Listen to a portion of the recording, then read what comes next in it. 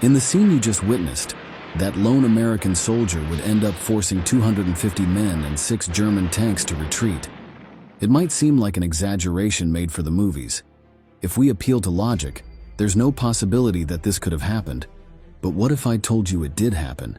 And furthermore, that the protagonist of that scene was also the protagonist of those actions on the battlefield. In France in 1945, this man achieved such a feat, which would lead him to receive more medals than any other soldier, ally or enemy, and all before turning 21. Today, in this new episode of Military History, we'll tell you all about the heroic Audie Murphy, the most decorated soldier of the entire Second World War.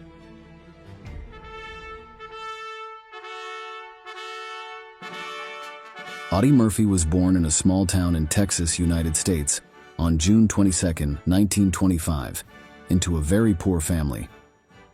He was 10 years old when his father left home, leaving him, his mother, and his 11 siblings without financial support. He was forced to drop out of school to work in a cotton mill for $1 a day. By the time World War II broke out, at just 16 years old, his mother died of pneumonia. Several of his siblings were taken to orphanages, and he took care of those who remained. The family situation was so dire that he had to learn to hunt to obtain food. Little did he know, the skill Murphy acquired with the weapon would prove very useful in just a few years. After Japan's attack on Pearl Harbor on December 7, 1941, which marked the United States' entry into the war, 17-year-old Murphy attempted to enlist in the Marine Corps. However, his height of 5 feet 5 inches was not sufficient for acceptance. The same thing happened in the Air Force. The Army remained his only option, but he was also rejected here, this time for being underage. This did not deter him. With the help of one of his sisters, he presented falsified documentation that made him appear old enough, and finally his entry was approved. Due to his small stature and youthful appearance, he was nicknamed Baby by his comrades in arms, but Murphy would soon demonstrate how erroneous it is to judge by appearances. He was assigned to the 15th Army Infantry Division's 3rd Division, which was stationed in North Africa. There he remained with his division until 1943, when he saw combat for the first time in Operation Husky, the Allied invasion of Sicily. In that place, Murphy served as a runner, delivering messages to and from the front lines. This role did not prevent him from impressing his superiors with his skill with weapons and quick mind. It was on Italian soil where his extensive record of decorations would begin. At Salerno, he charged with only one companion against a German machine gun nest, killing its 5 enemies. A few weeks later, he led a small group of men in repelling a German attack. The high number of Allied casualties on the front lines meant that soldiers who stood out were quickly promoted. By December 1943, he was already a sergeant. Throughout his military career, Murphy was a constant victim of illnesses. For example, an outbreak of malaria prevented him from being in the initial landing that would begin the Battle of Anzio. This amphibious operation marked the beginning of one of the bloodiest campaigns on the Mediterranean front. Logistic errors, such as the few men employed and the absence of tanks, greatly complicated the achievement of planned objectives. The costly victory the Allies achieved paved the way to Rome, undermining the German occupation in the country. Both the Allies and the Axis forces suffered over 40,000 casualties, including dead and wounded. Let's now hear the testimony of a veteran who recalls what this forgotten battlefield was like. You run out onto the beach, and we ran into deep water. Whereas you run into water up to your knees, and we ran into water and it went up to here. So you're getting panicking, throwing equipment about. And anyway, finally you get ashore. You're being fired at now, you see. If the bloke up there with a machine gun does a bit of spraying on you, you're likely to catch one. You get down as quick as you can and get off the beach. That was the first shooting I ever come across. Barely recovered, Murphy returned to the fight, and after his first battle upon his return, he was promoted to staff sergeant. With the help of his platoon, he eliminated a tank crew and then blew it up with grenades. Shortly after, he successfully repelled a German attack. He was awarded the Bronze Star for his actions, the first of what would be an extensive record. A second bout of malaria put him in the hospital, but Murphy never stopped wanting to be on the front lines. The idea of asking for discharge never crossed his mind. Once recovered, he participated in August 1944 in Operation Dragoon, the lesser-known Allied amphibious invasion of France, carried out in the south of the country. In the early days of the attack, he killed 2 snipers and eliminated another machine gun nest himself, earning him the Distinguished Service Cross as a result. But his achievements were just beginning. In September, he was wounded in combat for the first time by a mortar explosion that injured his ankle, thus earning a Purple Heart. In October 1944, while fighting in the Lommel Quarry, Murphy achieved the incredible feat of winning 2 Silver Stars in 3 days. The first came when he faced a Nazi machine gun position, firing at his platoon. He killed 4 Germans and captured another 3. 3 days later, Murphy and his platoon were ambushed by their enemies and began to suffer casualties rapidly. While his comrades took cover, he crawled through the mud to a good position, eliminated 2 snipers, and then radioed mortar artillery fire. The skirmish lasted over an hour and ended with 15 Germans dead and 35 wounded. For the bravery and leadership shown in adversity, he received a battlefield promotion. Murphy was promoted to 2nd lieutenant at just 19 years old. 2 weeks later, he would receive a second wound that almost took him out of action. Deep in France, Murphy's platoon was attacked by German snipers. Guided by their brave leader, they managed to capture 2 enemies, but a hidden shooter managed to hit Murphy in the hip. Nevertheless, he killed his attacker with a shot between the eyes. The wound didn't seem very serious at first, but soon developed gangrene. Let's hear the testimony of one of his comrades.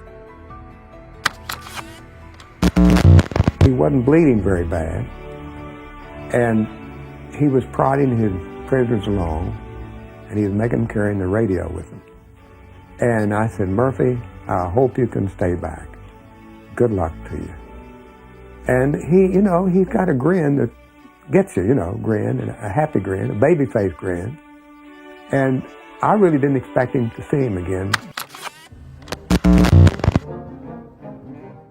For a month, Murphy couldn't return to the front.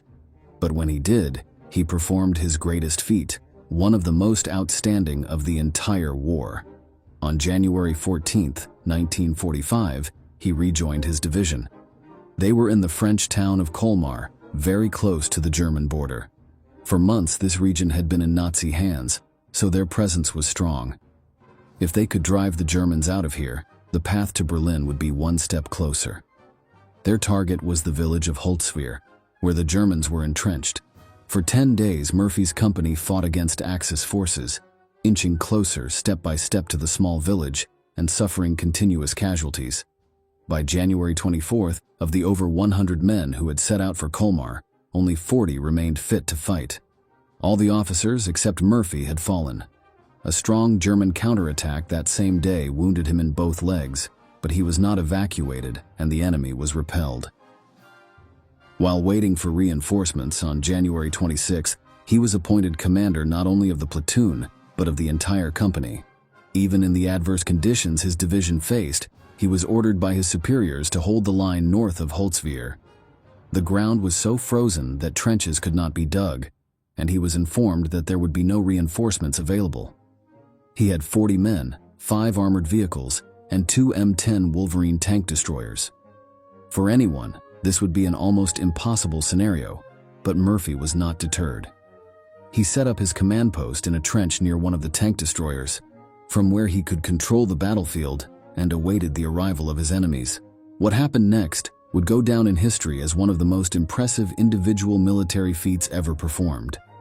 Even to this day, it remains one of the greatest displays of willpower, courage, and heroism seen on the battlefield. At 2 o'clock in the afternoon on January 26th, the German attack began. It was preceded by artillery bombardment. After this, 6 tanks and 250 men dressed in white emerged from the village, heading towards the Americans. The tank destroyers immediately began firing upon seeing the enemy, but their projectiles bounced off the German armor without causing damage. The situation worsened when one of the German vehicles hit one of the American Wolverines head-on, killing its crew and rendering it useless.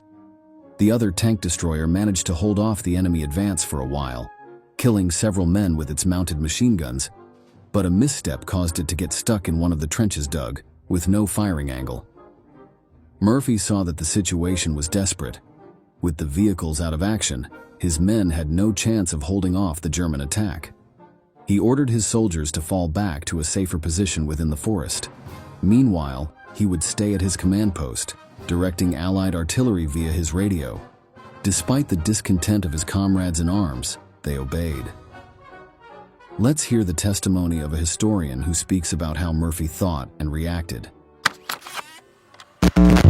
He simply reacted on adrenaline and gut reactions of attacking, aggressive action. He took it. He picks up grenades, he finishes off the Germans, he grabs a German machine gun, he continues to fire on the Germans that are still on the hill, and in the process he secures the position virtually single-handed.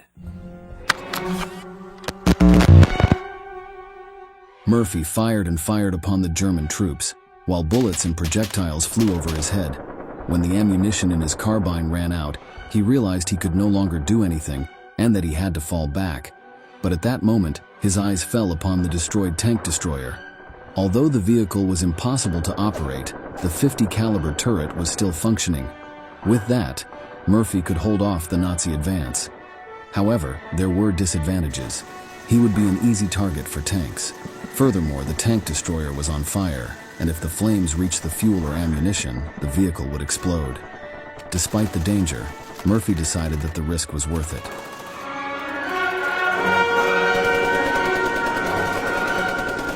With the courage that characterized him, he climbed onto the tank destroyer and began to machine gun the Germans. Those in the open field were quickly swept away, and the others were forced to take cover. The German tanks added their fire to that of the infantry, but miraculously they failed to hit the vehicle. The smoke coming from the tank destroyer had the effect of hiding its position. This, coupled with the overwhelming sound of artillery and gunfire, made it difficult for the Germans to identify where the machine gun fire was coming from. Even when 2 artillery shells hit so close to the vehicle that they caused him a concussion and reopened the wounds in his legs from the previous day, Murphy didn't stop firing. For an hour, he kept the trigger squeezed, while the Germans kept advancing despite their casualties. But Murphy's luck persisted. The sky, cloudy since the attack began to clear. This made it possible for the Allied bomber planes stationed nearby to be prepared to assist the brave soldier. When notified by radio, Murphy marked the position of the enemy troops with smoke grenades. Even when the Nazi soldiers were dangerously close, he continued instructing the planes to fire, risking being hit himself.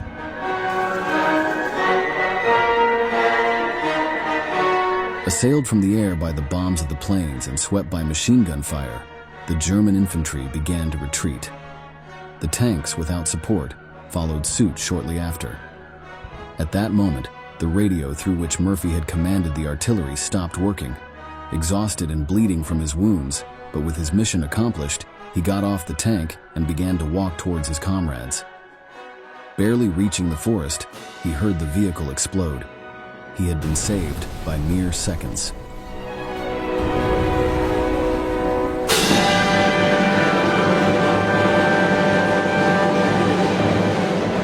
After such a feat, any soldier could take a break without a trace of guilt. But Audie Murphy was not just any soldier. He refused to be evacuated for his wounds, and instead immediately organized a counterattack. On January 27th, one day after Murphy's heroic actions, the town of Holzwihr was in American hands. By the 28th, the entire Colmar area was free of Germans. In February, Murphy was promoted to first lieutenant and awarded the Legion of Merit for his actions in the Mediterranean and European campaigns.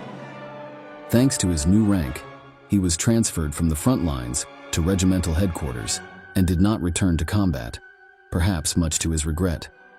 In June 1945, with the war in Europe now over, he was awarded the Medal of Honor for his heroic actions on the outskirts of Holzwihr, on that fateful January 26th.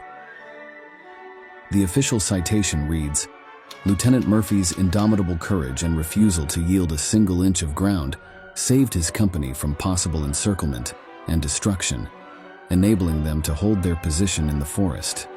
In addition to the Medal of Honor, Murphy was awarded 2 Bronze Stars, the Distinguished Service Cross, 2 Silver Stars, the Legion of Merit, and 3 Purple Hearts. Beyond his country's awards, Murphy received the Legion of Honor and 2 War Crosses from the French Army and a War Cross from the Belgian Army. Audie Murphy thus became the most decorated soldier of the entire Second World War and of United States history, with 241 confirmed kills and dozens of captured prisoners. As incredible as it may seem, he was only 20 years old. Let's listen to him speaking about the end of the war. When you heard the war was over, what was your first thought or reaction? Well, coming home again, I started to think about home for a change, which we didn't dare think of before because, as you know, you live from day to day, minute to minute in most cases. And suddenly I was a little frightened. Strange as it might seem, I didn't know what I'd do when I got home, and I suddenly felt just a little empty inside and a little lonely about the whole thing. Although I was very happy the war was over, I suddenly didn't feel that I had a home. After the war, Murphy returned to Texas, but his adventures wouldn't end there. In 1945, he was invited to Hollywood, where just a few years later, he would begin a film career almost as impressive as his medal count. He appeared in over 40 movies, mostly war films and westerns, often starring in them. He even played the lead role in To Hell and Back, where he portrayed himself during his battles in France, as we saw at the beginning of the video. This movie became the biggest success of Universal Studios at the time of its release.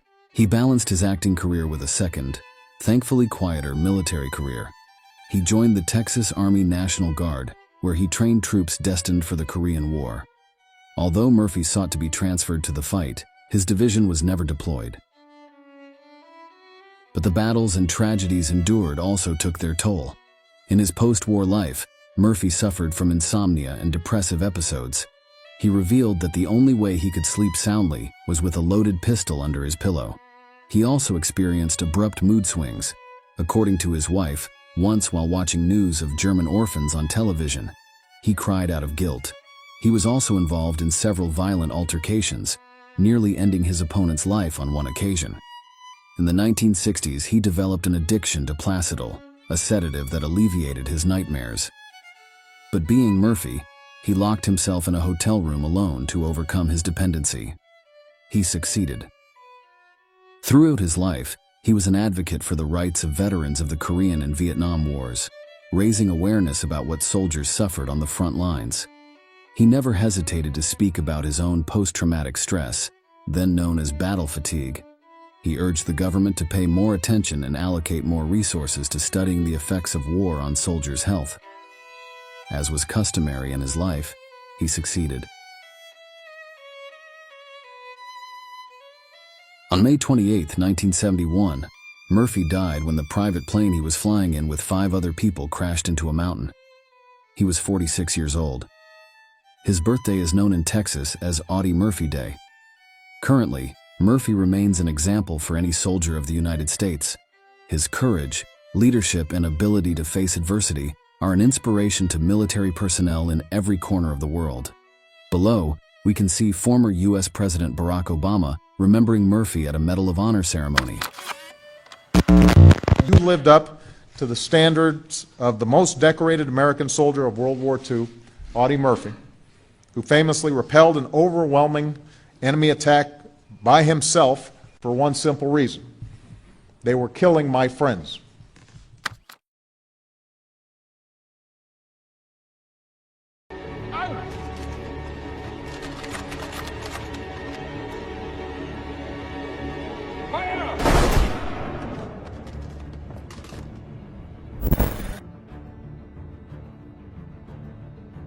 World War II was a display of carnage, blood, and cruelty. Every battle was won with a ruthless thirst for destruction. and no punishment seemed enough for those on the opposing side. The ability to inflict suffering on the enemy became the most important tactic, and there was only one limit: death. That would be the final fate for the ruthless German recruits who infiltrated the American ranks, seeking to create chaos and develop the brutal offensive in the Ardennes.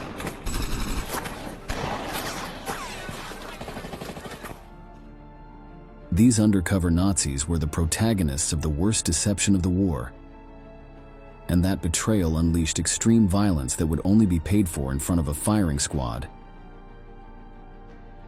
eager to collect the losses suffered with the same cruelty. After pulling the trigger, they would put an end to the infamous Operation Greif, one of Adolf Hitler's final blows before the fall of the Third Reich.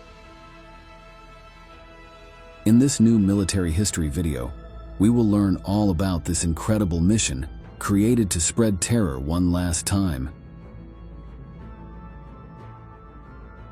Join us to discover one of the bloodiest chapters of the fierce conflict.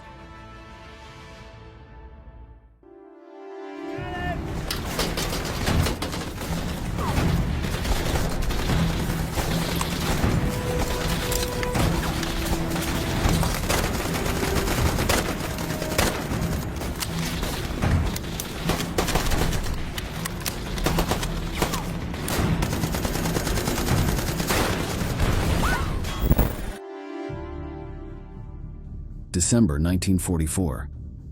Europe is drowning in a storm of destruction. The streets are littered with rubble and corpses. German power, which dominated the scene at the beginning of the war, is disappearing. The fierce clashes with the Soviet Union are no longer Adolf Hitler's only problem. The Normandy landing on June 6, 1944, completely changed the landscape of the conflict. The Third Reich lost thousands of men on the French beaches, their bodies abandoned, with their eyes open, staring at the sky and a horrible stench. But that was only the beginning. The devastating advance of the Western Allies was devouring the dream of a Nazi empire. The followers of the Führer continued to fall little by little, but he refused to give up. His orders remained the same: fight until the last drop of blood and finish off the enemy at any cost. They had to unleash a true hell. The German leaders' hopes were pinned on a risky plan: the Ardennes offensive. The dictator intended to round up all the men still holding out on the Western Front and send them into a brutal final battle. If he could tear through the Allied lines and divide his forces, he might be able to bring his enemy to his knees before the German troops were crushed. But if he failed, the Third Reich's army would disappear forever. However, amidst the horror, a darker operation emerged from the bowels of the Nazi machine. A task born of deceit, betrayal, and the promise of certain death for all those involved. Hitler then began to plot one last grandstand to take advantage of the circumstances. During the Ardennes counteroffensive, Hitler expected to amass enough Nazi forces in the mountainous region in southeast Belgium and mount a counteroffensive attack against the scarcely stationed Allied forces. Hitler's ultimate goal was to cross through the Allied lines and retake the city of Antwerp and its vital port. To achieve this, he first needed to capture and destroy the Meuse River bridges, and he knew just who to call. The plan soon became Operation Greif, and the man behind it would be Otto Skorzeny, a master of Nazi terror, capable of causing a storm of death from the shadows. His new mission was to create a brigade for the job. The Führer knew that this figure was a legend among the troops, so it would not be difficult for him to get volunteers. However, that did not mean that the task at hand was practically suicidal. It was very likely that those who joined would not return alive, and if they did, it would be with blood on their hands. Scorzini had earned the respect of everyone for being at the forefront of operations such as the rescue of Mussolini. The Italian dictator had been overthrown in a coup d'etat due to poor results in the war, and Hitler, as his main ally, ordered his men to help him. In that context, the leader of Operation Greif had been the executor of that feat that took place in September 1943, when a parachute assault allowed Mussolini to be freed and then escaped from confinement in a small plane. After his role in that mission, the SS lieutenant colonel became known as the most dangerous man in Europe. Tall and with a face marked by a scar that snaked from his cheek to the corner of his mouth, Scorzini looked like the product of war itself. But his sinister appearance was only the preamble to his calculating mind, where deception and betrayal were the main tools. He did not care about conventional warfare. He was an expert in commando operations and raids where chaos could be turned into victory. However, Operation Greif was not just a mission to sow confusion.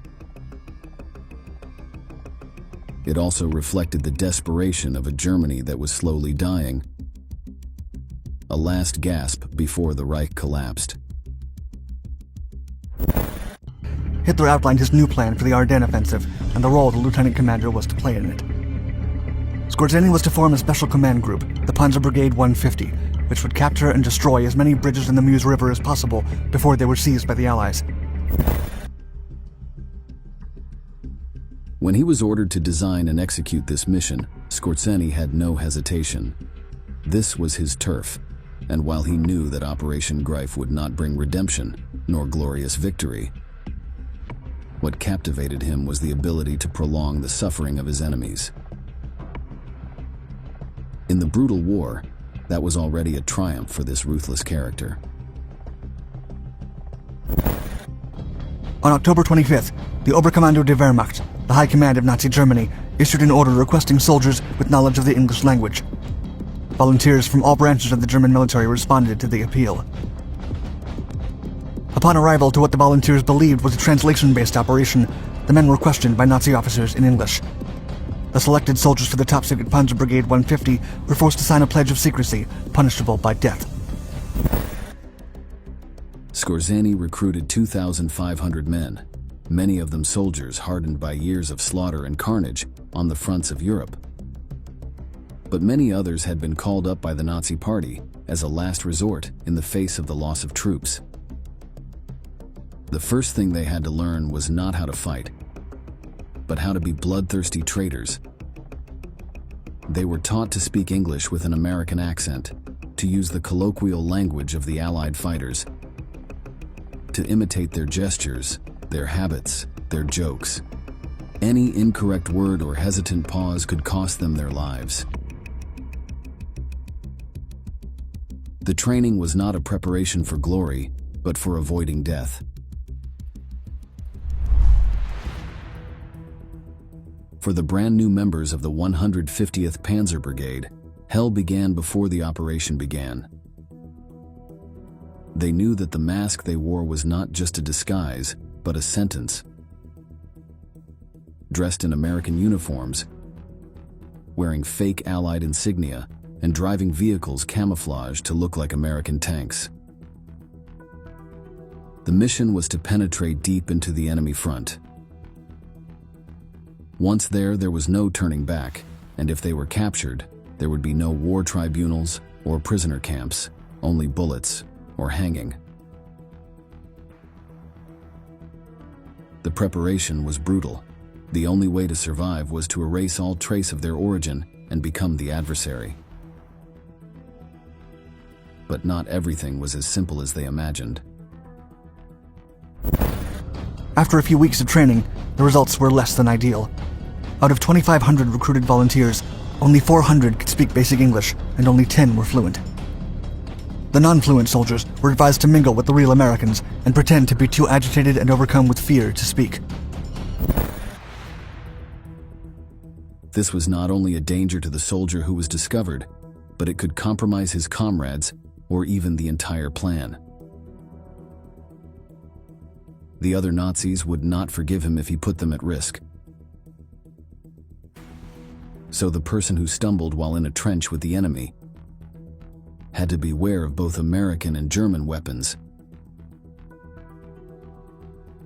Death did not only come from the enemy, betrayal was always lurking in the Nazi ranks. With few fighters truly ready to face the mission, emphasis was placed on the most prepared, who were taken to American prisoner camps. For days they were forced to walk between the rows of American inmates that the German army had captured in previous campaigns, and they were mercilessly executed to make a clear message. The well-aimed shot in the back was enough to bathe the very ground the Germans walked on with blood, as a reminder of what awaited them if they failed. There was no compassion in the eyes of their instructors, nor in those of their comrades. Every soldier knew deep down that those marching beside him would be corpses before the operation was over. Every familiar face was a picture on a coffin about to be buried. They were aware that if the enemy discovered them, there would be only one end: the announced and most brutal of deaths.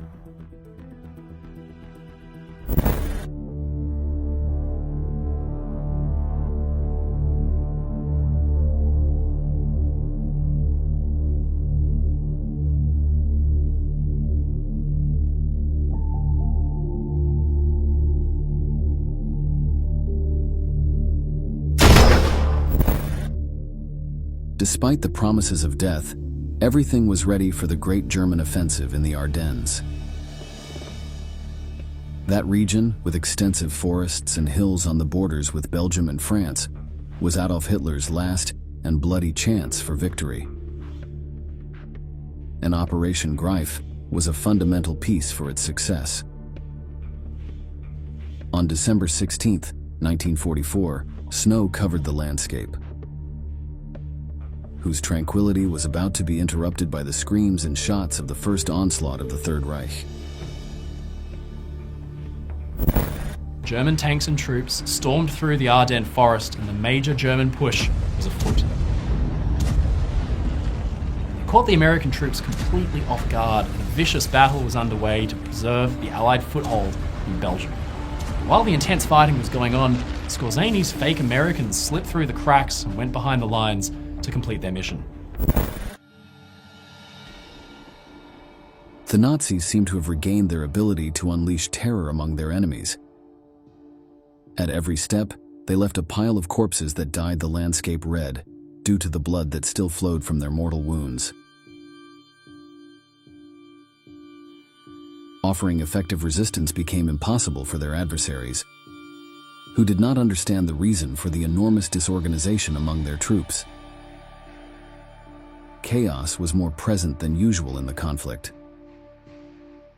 Something was happening, but no one understood it. Skorzany's commandos had infiltrated among the Allies, acting as shadows. They changed traffic signals, cut communication cables, and sabotaged ammunition depots. Their advance was slow, and as they penetrated deeper into enemy territory, the tension became unbearable. Any mistake could trigger instant death. A patrol with 3 Nazi soldiers, disguised as Americans, managed to reach the enemy's command posts.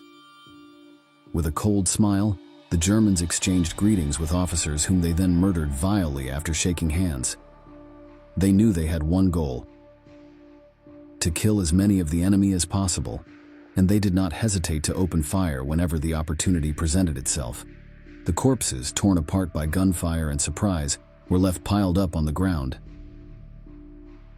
Their faces were frozen in a mixture of horror and confusion. Meanwhile, for the soldiers of Operation Greif. Deceit and brutality were mixed in the same act. They were no longer human. They had become ghosts of war, whose joy was to have the Americans discover their betrayal with an enemy rifle about to fire a bullet between their eyes.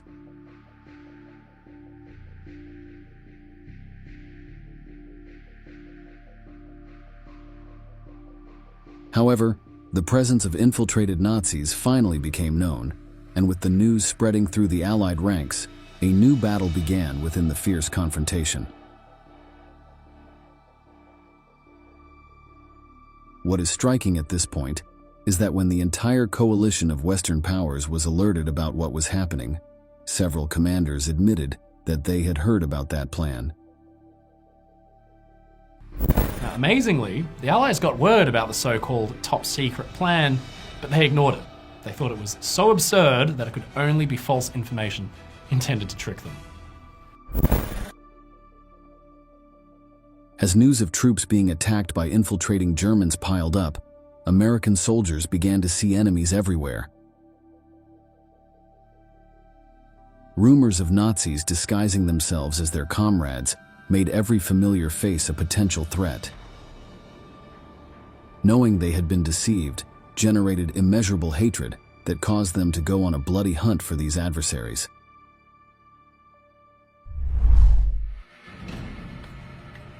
Security controls were tightened.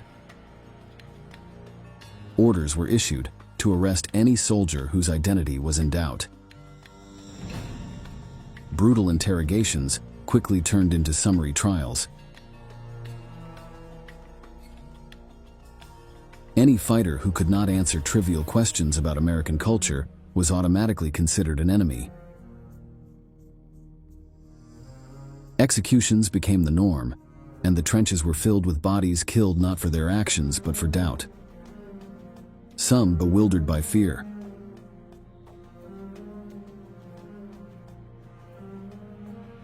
Shot their own comrades if they seemed too quiet or slow to answer questions. Their hands became covered in blood, often innocent. Nothing was taken for granted anymore. With more than 200,000 Germans crossing the Ardennes forest, 3 American fighters fleeing in a jeep should not have raised any alarm. But the situation was extremely tense. A checkpoint signaled the vehicle to stop on a road in Belgium. The men in question were Charles Lawrence, Clarence van der Weert, and George Sensenbach. Or at least, that is how they presented themselves to their American colleagues who began a search. The search revealed 2 British-made Steen submachine guns, as well as several dollars and pounds in cash. Nothing seemed particularly suspicious until a deeper dialogue was established with the soldiers. Suddenly, the tension of the moment played against them. Their English became less fluent, and they made several very noticeable mistakes when expressing themselves. As if that were not enough, they were asked for a password that was being shared among the American forces. And they did not know it. That was the signal for the Americans to take their pistols and point them at the 3 men.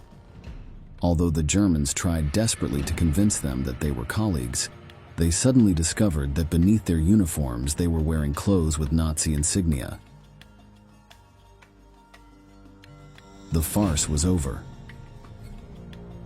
They turned out to be Sergeant Gunter Billing, Corporal Manfred Pernass, and Private Wilhelm Schmidt of the 150th Panzer Brigade.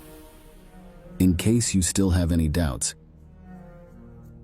yes, these are 3 of the Nazis who were being brutally executed at the beginning of our video. Imagine the fear they felt when facing death, for at that moment Sergeant Billing confessed something that was still unknown. He said that one of the main objectives of Operation Greif was to infiltrate the supreme headquarters of the Allied forces. They were after the head of General Dwight Eisenhower. He was the main commander of the coalition, and the Germans had orders to kidnap or kill him. a real stab to the very heart of the enemy troops. This exploded like a bomb, and panic increased. It provoked a complete overreaction from the American troops, bordering on paranoia. Security was tightened up beyond the pale.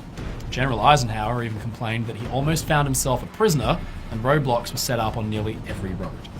American soldiers were instructed to question drivers of any vehicles on things only Americans would know.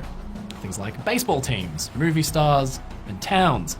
They would ask questions like, what is Sinatra's first name, or who is the president's dog?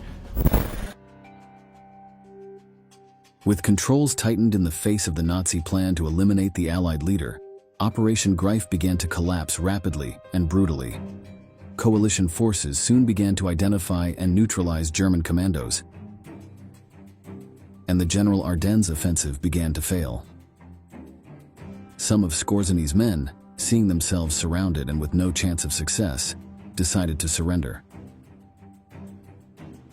A curious case was that of SS Captain Ernst Stielau, who surrendered to an American military policeman.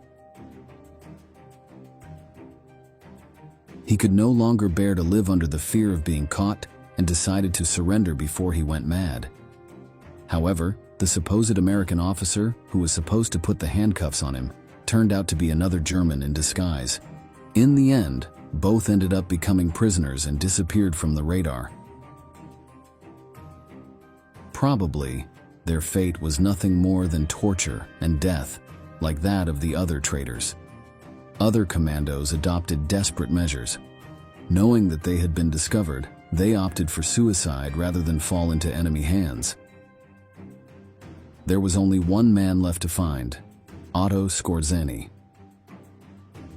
He was in charge of a group of some 300 paratroopers who would seek to make a final attack on Allied headquarters to assassinate Eisenhower. He was determined to follow the Führer's orders to the very end. The mastermind behind the grand deception was hit by shrapnel from a grenade as he moved across the savage front line. He was seriously wounded in the head and was taken to a Berlin hospital. With the mission leader gone and the 150th Panzer Brigade falling apart, Operation Greif came to an end. Those who did not die in combat were captured and faced the most ruthless of revenges. The justice of the victors, imbued with spite, violence, and the desire to make the traitors pay by causing as much pain as possible. The soldiers were subjected to brutal interrogations, psychological torture, and summary executions.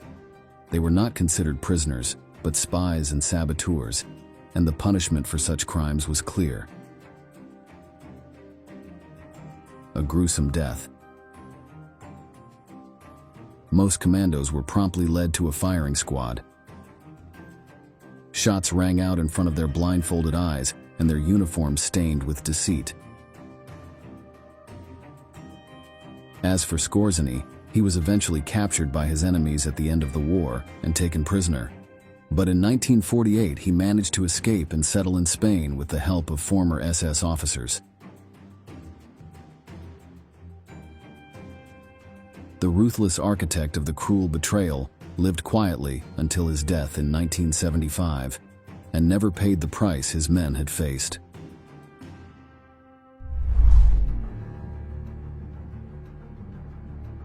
On January 25, 1945, the Battle of the Bulge ended in an Allied victory, and Nazism headed for imminent defeat. In many ways, the failed operation became a reflection of the general collapse of the Third Reich. Adolf Hitler's last hope had failed miserably. Now, after having learned the story of this atrocious and brutal deception, it is time to say goodbye. But first, we would like to know your opinion. Do you think that the covert plan could have changed the course of the war? Leave us your answer below, and thank you very much for joining us. We look forward to seeing you in our next video.